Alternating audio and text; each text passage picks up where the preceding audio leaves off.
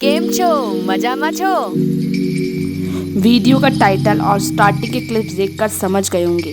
बता दें कि डांडिया गुजरात का तो फेमस है ही, दिनों दिन जयपुर का डांडिया भी बहुत फेमस होता जा रहा है। तो चलिए आपको दिखाते हैं जयपुर का डांडिया किस तरीके से होता है, किस तरीके से डांडिया स्टार्ट होता है।